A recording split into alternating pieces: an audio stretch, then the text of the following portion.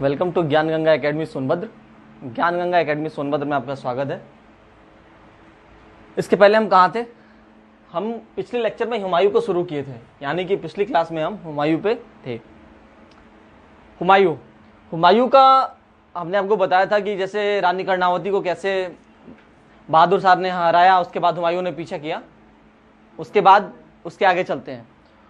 एक चीज़ और, हुमायूं का रियल नेम जो था वो नसरुद्दीन हुमायूं था। क्या था? नसरुद्दीन हुमायूं उसका पूरा नाम था। हुमायूं ज्योतिष में बहुत विश्वास रखता था। हुमायूं ज्योतिष में बहुत ही विश्वास रखता था, ज्योतिष शास्त्र को मानता था। ये अपने दरबार में 7 दिन 7 तरह के कपड़े पहन के आता था। हर दिन अलग अलग प्रकार के कपड़े, जैसे बृहस्पतिवार को पीला, शनिवार को काला। आप लोग के घरों में भी बहुत करते होंगे ऐसे लोग। तो हुमायूं ज्योतिष एस्ट्रोलॉजी में विश्वास करता था, ज्योतिष शास्त्र में विश्वास करता था। इसके बाद जब बहादुर शाह को भगा दिया, उसके बाद 1537 में बहादुर शाह का देहांत हो गया था। देहांत होने के बाद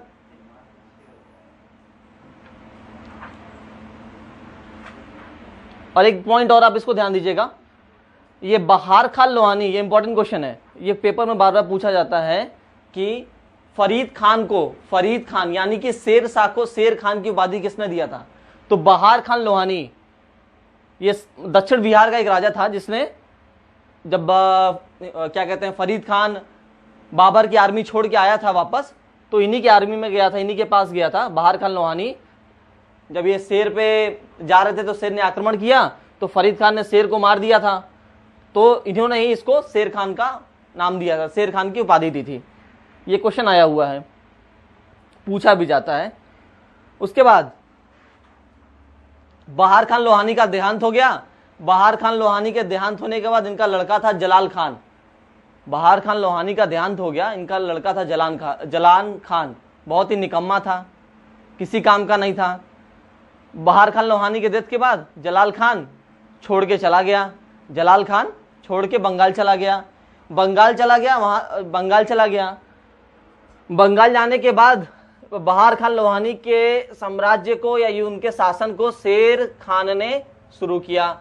और शेर खान ने क्या किया? एक बात और, शेर खान यानी कि शेर शाह, शेर खान ने मल्लू खान की विधवा पत्नी, मल्लू खान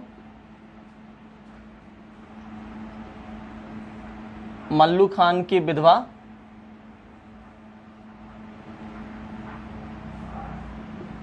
लॉर्ड मल्लिका,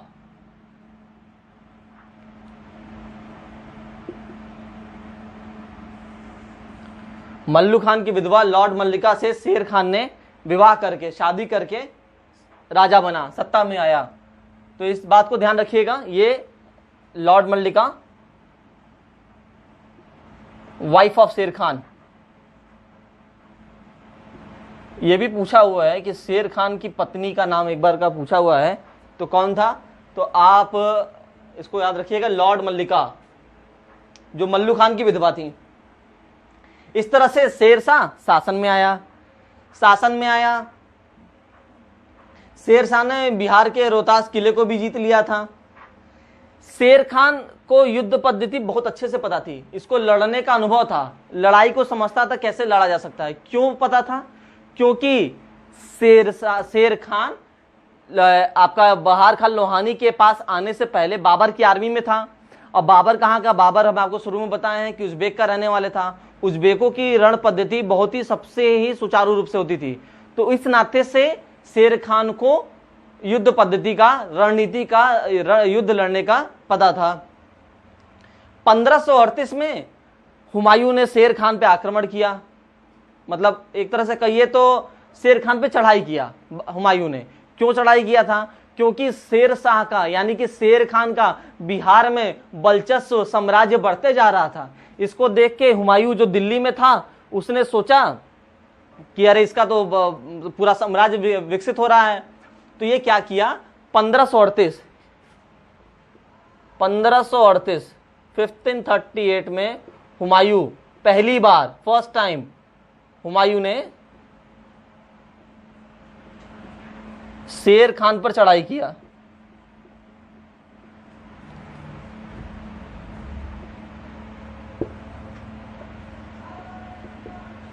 शेर खान पर चढ़ाई किया था। 1538 में हुमायूं ने शेर खान पे चढ़ाई किया। यहां पे इस वक्त 1538 में जब हुमायूं शेर खान पे चढ़ाई किया तो शेर शाह अपने आप को सरेंडर कर दिया। शेर खान ने कोई भी युद्ध नहीं लड़ा। हुमायूं क्यों कहां जा रहा था? हुमायूं क्या किया था 1538 में बिहार के, क्योंकि देखिए बंगाल जाना हो तो बिहार होके जाना पड़ता है, तो हुमायूं बिहार के रास्ते बंगाल जा रहा था और शेर शाह का साम्राज्य बिहार में था। तो उस वक्त शेर शाह ने हुमायूं पे आक्रमण नहीं किया, अपने आप को सरेंडर कर दिया, अरे जाने दिया हुमायूं को कि तुम जाओ। हुमायूं उस तरह से बंगाल चला गया। बंगाल गया तो हुमायूं 6 महीने वहीं रुक गया। जहां जाते थे, हुमायूं को पहले बताए थे, जहां जाते इनके पीछे पीछे समस्या इनके साथ चलती थी, तो गए बंगाल में 6 महीने वहीं रुक गए। 6 महीने के बाद इनको लगा कि अब हमको वापस दिल्ली चलना चाहिए, तब जाके इनकी नींद खुली, कह रहे अब तो बहुत समय हो गया बंगाल में, अब चला जाए वापस। तो फिर वहां से चले। इस बीच शेर खान को यानी कि शेर शाह को 6 महीने का समय मिला था। इस 6 महीने में शेर शाह ने यानी कि शेर खान ने अपनी आर्मी को पूरी तरह से विकसित कर लिया था। और विकसित करने के बाद जब वापसी के समय हुमायूं गंगा नदी, जो बिहार में ही बहती है, गंगा नदी यानी कि चौसा, हम चौसा पे आ रहे हैं, गंगा नदी के तट पे, ये आपका करीबन जून जुलाई का महीना था जिसमें बारिश बहुत तेज होती है। यहाँ पे शेर खान यानी कि शेर शाह ने हुमायूं को घेर लिया था। और ये बैटल ऑफ चौसा, एक बार पूछा गया है कि बैटल ऑफ चौसा किसके कहां लड़ा गया है, तो ये गंगा और करमासा नदी, 2 नदी हैं बिहार में बहती हैं, गंगा और करमासा नदी के तट पे लड़ा गया है। तो यहाँ पे शेर खान ने घेर लिया था।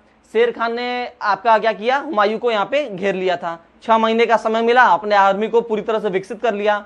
शुरू में जब हुमायूं बंगाल जा रहा था उस समय इतनी इसकी आर्मी विकसित थी नहीं, तो इसने घेर लिया था।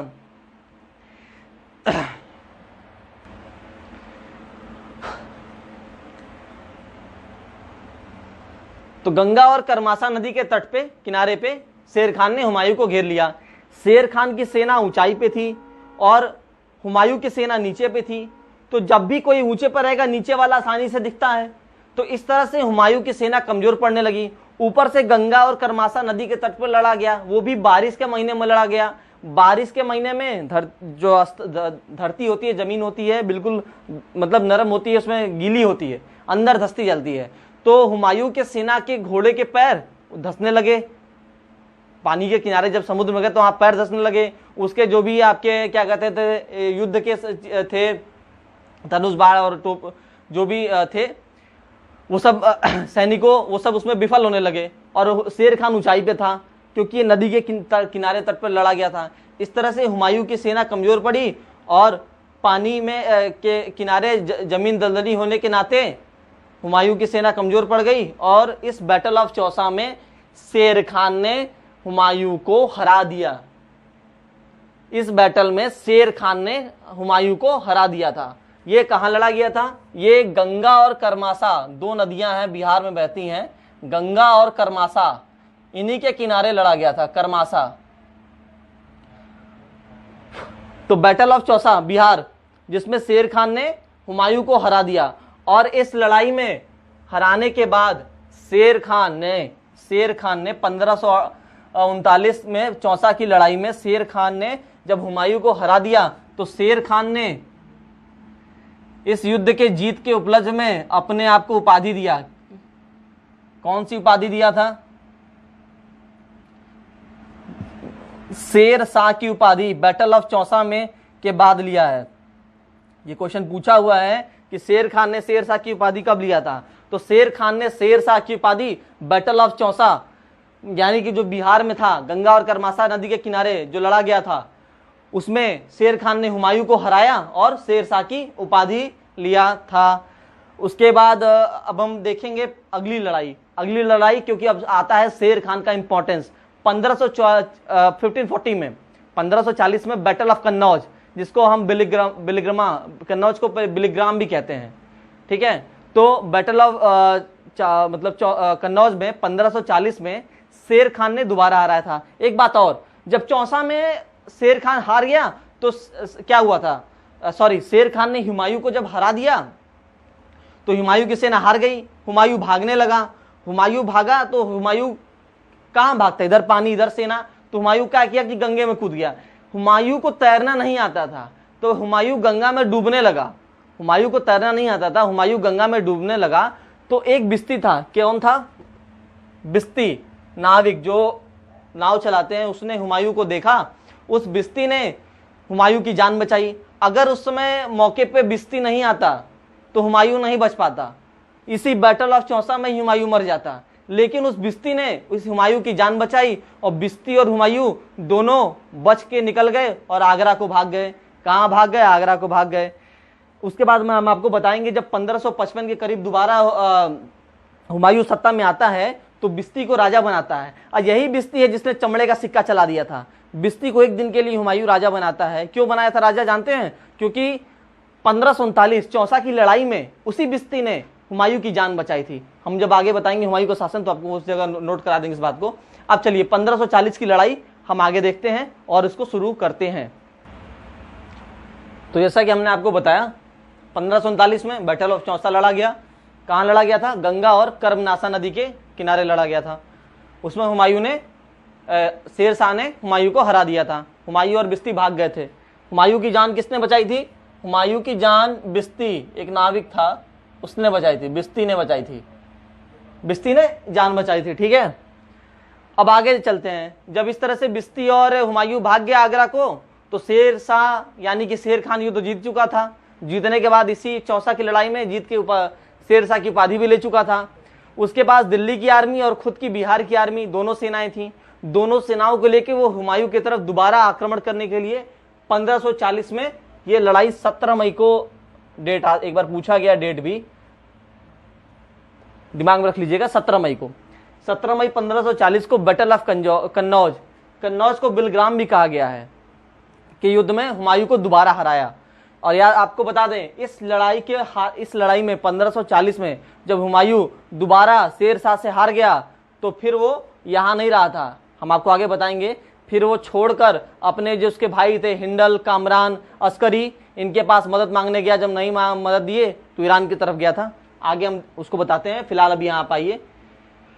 तो शेर शाह ने हुमायूं को 1540 में दोबारा हरा दिया। हराने के बाद शेर शाह ने सूरी वंश की नींव रखी थी। इस लड़ाई को 1540 में जब कन्नौज के बैटल में हुमायूं को हरा दिया, उसके बाद शेर शाह ने सूरी वंश की नींव रखी, सूरी वंश की नींव रखी थी। एक बात और कहा जाता है कि शेर शाह सूरी का शासन अगर लंबे समय तक चलता तो अकबर से भी महान कहलाता। ये इसी शेर शाह सूरी ने जीटी रोड को बनवाया था, जो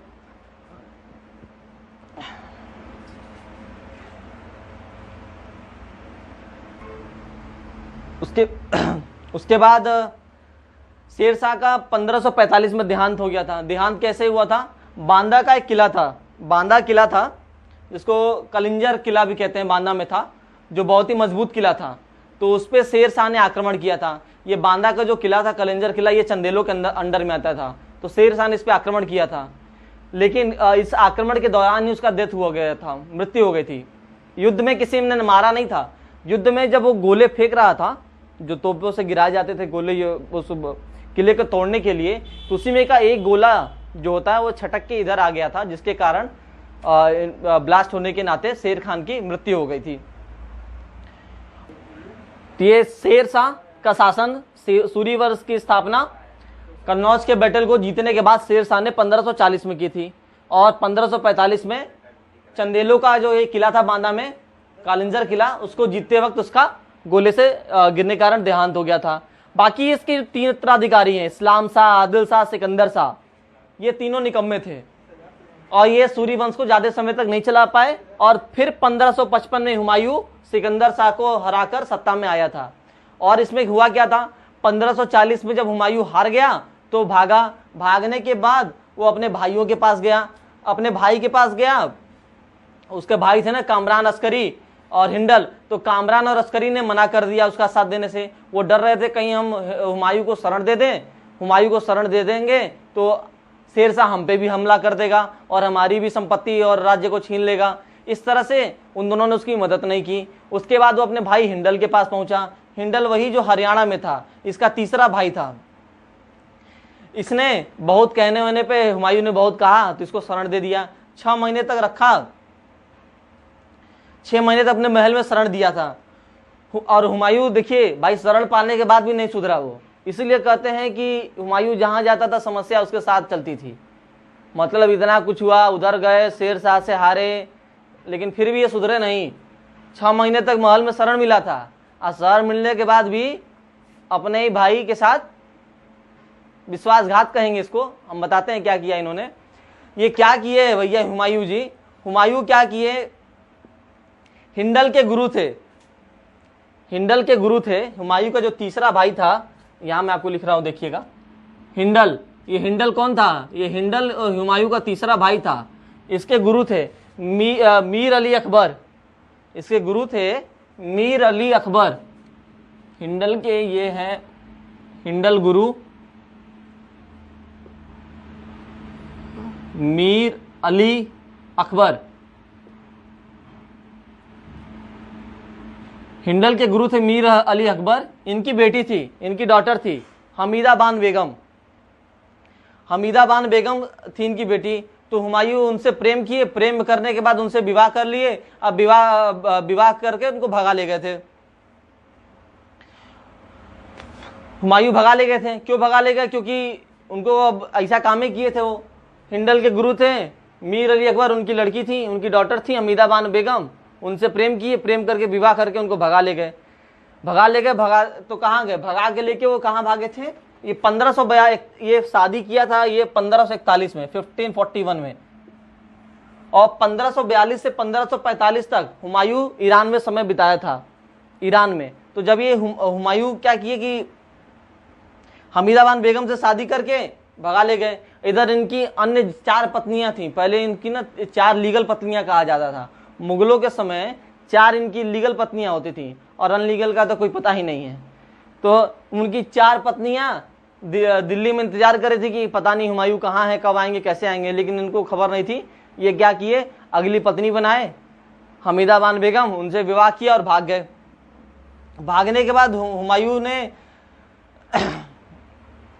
ईरान को जा रहा था तो रास्ते में अमरकोट आया। तो अमरकोट के राजा थे वीरशाल। अमरकोट के राजा थे वीरशाल। ये अमरकोट आपका, ये अगर आप नोट कर लीजिए मैं मिटा देता हूं। हुमायूं शादी करने के बाद ईरान को जा रहा था, ईरान जा रहा था। तो ये रास्ते में अमरकोट पड़ता है, ये बलूचिस्तान के पास है। अमरकोट का बहुत इंपॉर्टेंट पॉइंट है, इसलिए मैं इस बात को यहां लेके आया हूं। अमरकोट का क्यों मैंने जिक्र किया, अमरकोट का मैंने इसलिए जिक्र किया था क्योंकि 15 अक्टूबर 1542 को अकबर का जन्म इसी दिन हुआ था। और कहाँ हुआ था, अमरकोट में हुआ था। और ये पूछा जाए कि अकबर किसका लड़का बेटा था, तो अकबर हमीदा बान बेगम का लड़का था। हम जो हुमायूं की पत्नी थी मीर अली अकबर की बेटी हमीदा बान बेगम, उनसे अकबर पैदा हुआ था। और कब हुआ था अकबर पैदा, अकबर पैदा हुआ था अमरकोट में। ये बर्थ प्लेस है किसकी, अकबर की। ये पूछा हुआ क्वेश्चन है, बिल्कुल ध्यान से सुनिएगा कि अकबर का जन्म कहाँ हुआ था। ये क्वेश्चन मैं आपको बता दूं यूपीपीसीएस में आया हुआ है। इवन अभी मैंने रिसेंटली किसी पेपर में देखा था, शायद एसएससी या सीटेट का कोई एग्जाम हुआ था, उसमें एक क्वेश्चन आया हुआ था कि अकबर का जन्म कहाँ हुआ था। तो अकबर का जन्म अमरकोट में हुआ था। 15 अक्टूबर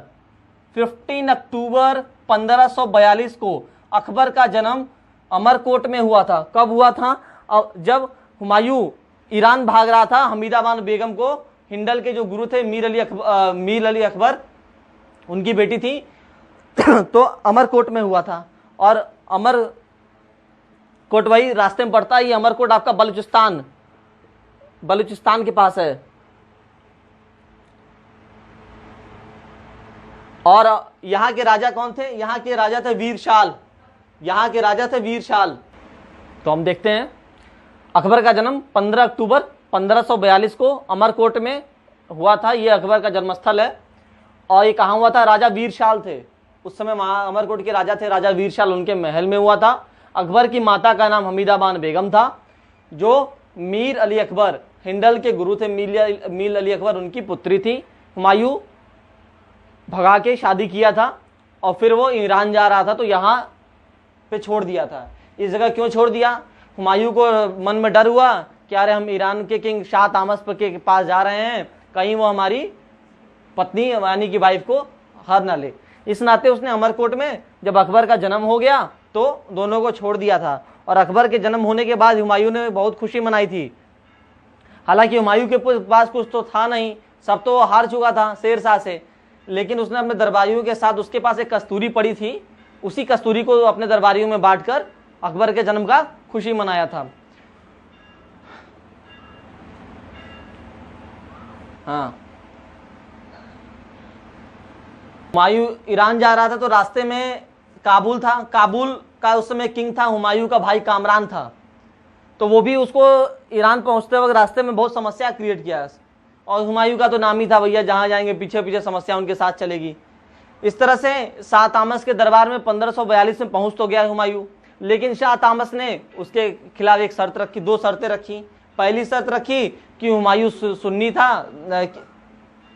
सुन्नी था, वो शिया कबूल करे। और दूसरा ये रखा कि वो अपने भाई कामरान को मार करके काबुल दे दे, ईरान की सेना लेकर जाए, काबुल पे आक्रमण करे और अपने भाई कामरान को मारे और अंत में काबुल लाके ईरान को दे दे। हुमायूं के पास मजबूरी थी भाई, कुछ भी था नहीं उसके पास, सब कुछ हार चुका था, सब नष्ट हो चुका था। तो अंत में शाह तामश्प ईरान का, तामश्प जो था ईरान का किंग था, उसकी इस दोनों शर्तों को माना। और उसके शर्तों को मारने के बाद उसने 1555 में काबुल पे आक्रमण कर अपने भाई कामरान को मारकर, 1555 में हमला किया था। ईरान की सेना लेकर हुमायूं गया, 1555 में काबुल पे आक्रमण किया और अंत में काबुल जीत के लाके ईरान को दे दिया था।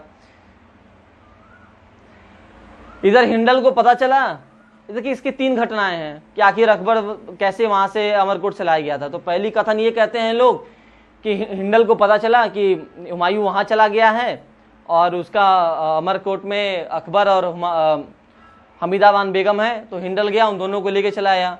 कुछ लोग ये कहते हैं कि वीरशाल जो राजा थे अमरकोट के, जब हुमायूं वापस जा रहा था 1555 में, जब वापस लौट रहा था, कामरान को काबुल में हराने के बाद तो देर साथ में दे दिया था। कुछ कहते हैं कि अकबर का जो संरक्षक था बैरम खान, उसने जाके अकबर और हमीदाबान बेगम को ले आया था। हालांकि इन तीनों में मतभेद है, इससे हमारा इंपॉर्टेंट पॉइंट नहीं है, बस हम एक तरह से आपको बता रहे थे इन चीज़ों को। और हम आगे देखते हैं इसमें आगे। इसमें एक बात आप ध्यान रखिए कि 1540 से, इतना आप नोट कर चुके होंगे, 1542 से 1555 तक हुमायूं ने अपना समय ईरान के किंग शाह तामश्प के पास बिताया था। आगे हम एक बात और देखते हैं और आज हम कोशिश करेंगे कि हुमायूं को खत्म कर दिया जाए, हुमायूं का सिलेबस खत्म कर दिया जाए। 1540 से 1545 तक, सॉरी 55 तक हुमायूं दिल्ली से दूर रहा था, दिल्ली से दूर। और 1542 से 1555 तक इंडिया, भारत से बाहर था। करीबन 13 साल के आसपास ईरान में समय बिताया था। ये 2 पॉइंट हैं, अगर पेपर में पूछा जाता है तो ध्यान से देखिएगा। दिल्ली से तो 1540 से 1555 तक बाहर था, लेकिन भारत से 1542 से 1555 तक था। कहाँ गया था? ईरान किंग शाह तामश्प के पास।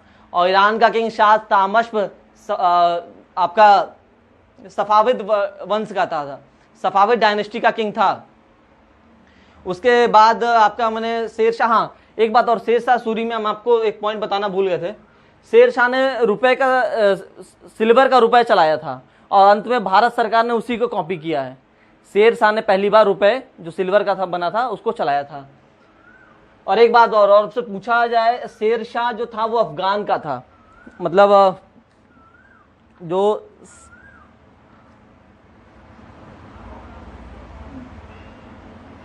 दो डायनेस्टी, ऐसे दो वंश, एक सूरी वंश और एक आपको मैं जब मेडिवल हिस्ट्री पढ़ाऊंगा मेडिवल की, तो उसमें आएगा लोधी वंश।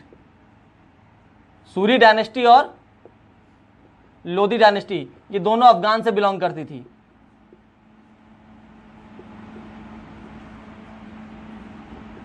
ये क्वेश्चन एक बार पूछा हुआ है, ऐसी कौन सी डायनेस्टियां हैं दो जो अफगान से बिलोंग करती थी, तो मेडिवल हिस्ट्री में आएगा लोधी वंश थी और एक आपका सूरी वंश। ये बातें दिमाग में रखिएगा, ये कभी कभी पूछ लिया जाता है, हालांकि इतना डीप।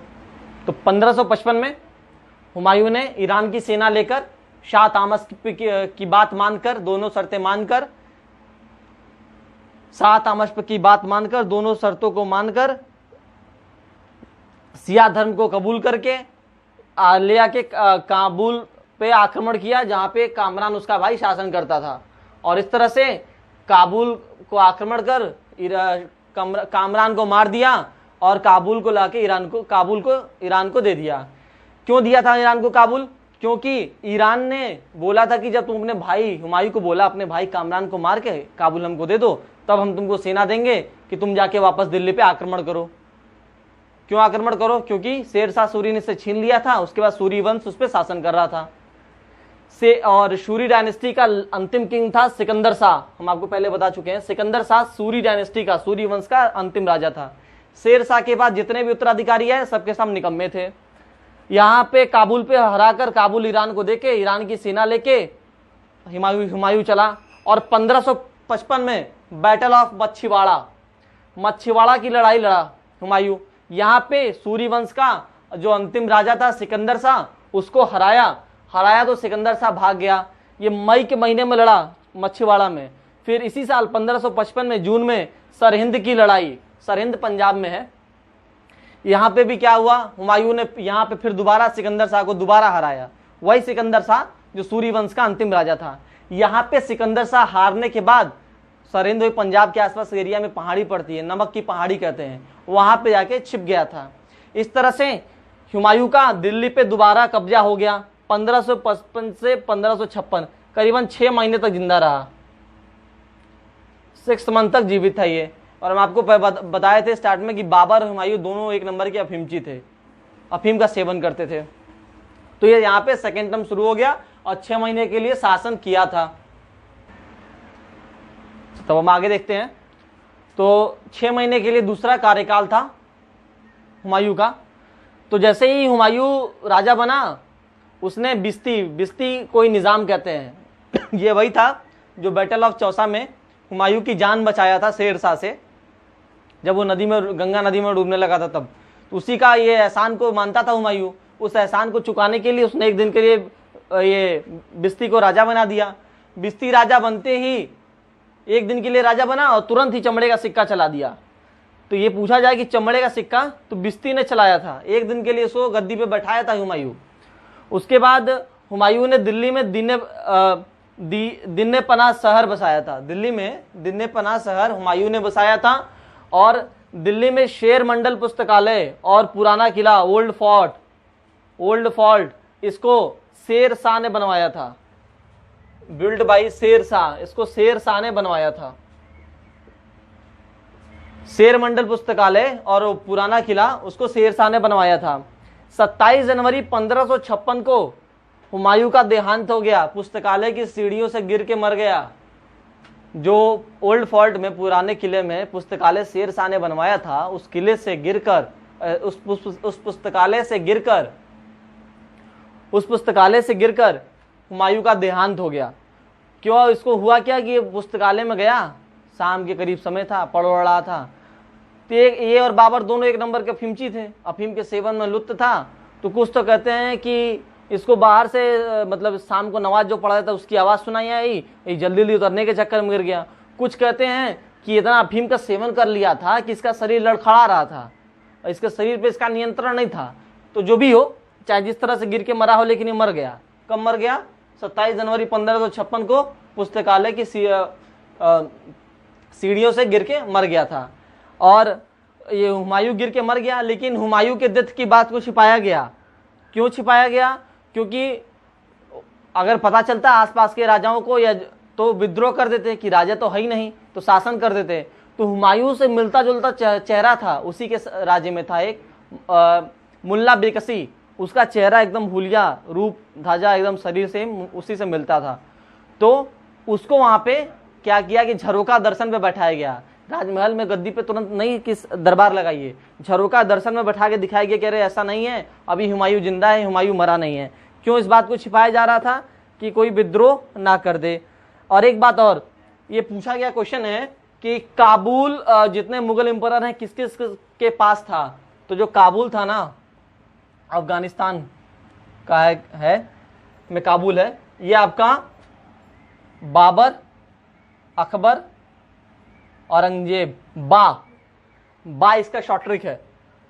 शॉर्ट ट्रिक बोलते हैं आप लोग ना, तो नोट कर लीजिए। बी से यहां मैं लिख दे रहा हूं, बाबर, अकबर, औरंगजेब। औरंगजेब के समय सबसे बड़ा मुगल वंश का साम्राज्य था। जब औरंगजेब आपको बताएंगे तो बताएंगे, करीबन 21 स्टेट थे औरंगजेब के पास। तो बाबर, अकबर और औरंगजेब के पास काबुल था। बा इसका शॉर्ट ट्रिक है। चलिए अब आपको मैं आगे की बात बताता हूं। तो क्या हुआ कि मुल्ला बेकसी को झरोखे दर्शन पे बैठा दिया गया। हाँ, और इस समय अकबर कहाँ था? अकबर तो था नहीं। अगर मान लीजिए अकबर होता तो तुरंत उसको राजा बना देते थे, लेकिन अकबर इस समय बैरम खां के साथ सिकंदर शाह, वही सिकंदर शाह, सूरी डायनेस्टी का अंतिम राजा, जिसको हुमायूं ने हराया था मछुआड़ा में और सरहिंद की लड़ाई में हराया था। तो वहीं पे नमक की पानी में छिपा हुआ था। तो अकबर उस सिकंदर शाह के विद्रोह को दबा रहा था सरहिंद पंजाब में की तरफ। तो उस समय वो अकबर इस वक्त, मैं नोट कर देता हूं, अकबर इस वक्त कालानूर में था।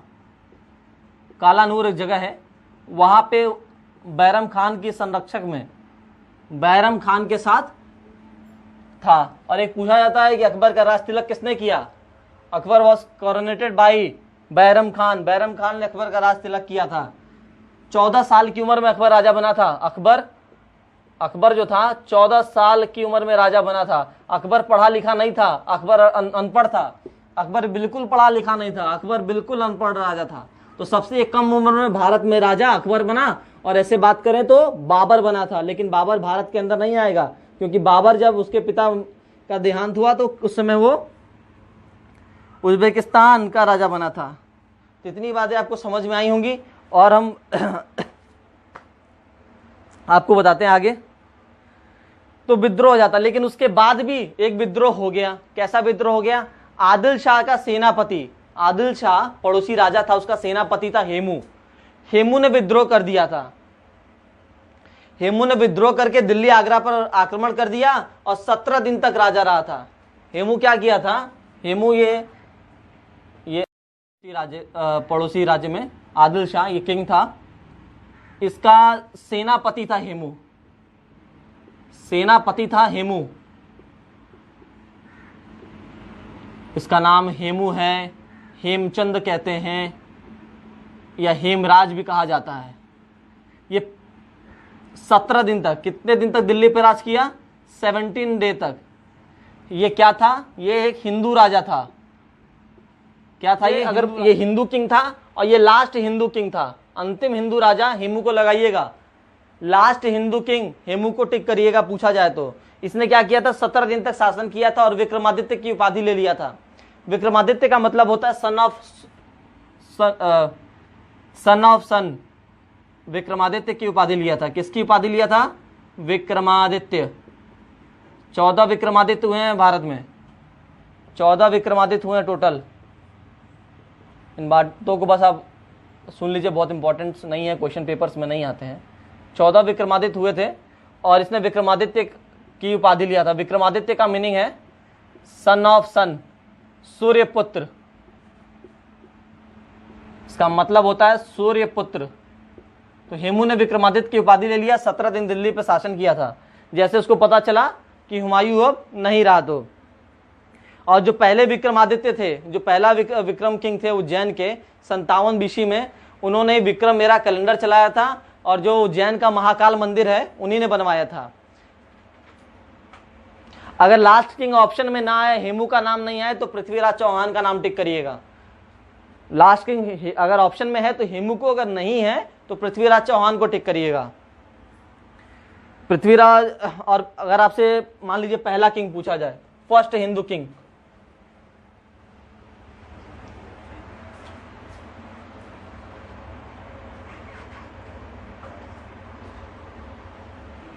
आदिल साल का सेनापति हेमू ने विद्रोह कर दिया और 17 दिन के लिए शासन किया।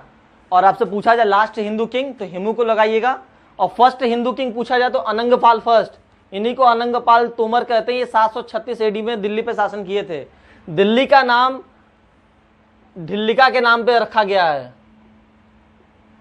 ढिल्लिका के नाम पे दिल्ली का नाम पड़ा है। और इन्हीं के वंशज थे अनंगपाल थर्ड, जो पृथ्वीराज चौहान के नाना लगते थे। आगे हम आपको एंशिएंट हिस्ट्री में सब बातों के बारे में बताएंगे और पूरा जिक्र करेंगे। और दिल्ली आपकी अरावली माउंटेन पे दिल्ली बसा हुआ है। ये कुछ कॉमन बातें हैं। और हम आपको बताएं कि 14 विक्रमादित्य हैं पहले पूरे भारत में। 14 विक्रमादित्य। पहले विक्रमादित्य विक्रम ने उज्जैन में महाकाल मंदिर बनवाया था। उज्जैन का महाकाल मंदिर पहला विक्रमादित्य विक्रम ने बनाया था। और 57 बीसी में विक्रम मेरा कैलेंडर चलाया था। विक्रम मेरा कैलेंडर चंद्रमा के अनुसार है। इसको विक्रम किंग ऑफ उज्जैन थे विक्रम, उन्होंने चलाया था और महाकाल मंदिर इन्होंने बनाया है। उसके बाद हुमायूं का मकबरा, हमीदाबान बेगम, उसकी पत्नी हमीदाबान बेगम ने हुमायूं का मकबरा बनाया जो निजामुद्दीन में है, निजामुद्दीन दिल्ली में है। और इसका आर्किटेक्ट वास्तुकार गियासु बेग, इसको ईरान से बुलाया गया था। ईरान से बुला के तब इसके मकबरे को बुलाया गया है। और हुमायूं के मकबरे को रेड ताजमहल भी कहा जाता है। और इस हुमायूं के मकबरे को पेरेंट ऑफ ताजमहल भी कहते हैं। और इसमें पहली बार व्हाइट मार्बल का प्रयोग आपसे पूछा जाए कि सबसे पहले कहाँ हुआ है, तो व्हाइट मार्बल का प्रयोग ताजमहल से पहले हुमायूं के मकबरे में हुआ है। पूरे में नहीं, ये उसका मकबरा था, ये डोम स्ट्रक्चर है। इस डोम में व्हाइट मार्बल का पहली बार प्रयोग हुआ है। इस बात को ध्यान में रखिएगा, पहली बार व्हाइट मार्बल का प्रयोग हुमायूं के मकबरे में डोम स्ट्रक्चर में किया गया है। और हुमायूं के डेथ को छिपाया गया था। क्यों छिपाया गया था? कोई विद्रोह ना करे और उसके तरह समान दिखने वाला था, उसी के तरह दिखता था बिल्कुल। मुल्ला बेकसी पहली बार झरोका दर्शन, मुल्ला बेकसी हुमायूं की तरह दिखता था बिल्कुल। और उसको मतलब झरोके पे करीबन 15 दिन तक बैठाया गया था। 15 दिन तक झरोके पे बैठाया गया और 15 दिन तक हुमायूं के डेथ को छिपाया गया था। उसके बाद हेमू ने आक्रमण किया था, जो आदिल शाह का सेनापति था। और इस तरह से हमारा ये मुगल वंश में हुमायूं कंप्लीट हुआ है। और आगे हम अकबर की बात करेंगे और आने में शॉर्ट ट्रिक्स कुछ भी देखेंगे। और आपसे भाई एक ही रिक्वेस्ट, एक ही अनुरोध, एक ही चर्चा, संकल्प हमारा, भरोसा आपका। अगर अच्छा लगे, चीज़ों को समझ में आ रही हो तो आगे लोगों तक पहुंचाएं, क्योंकि आपका हमारा ही तो संबंध है। और सब्सक्राइब करें, शेयर करें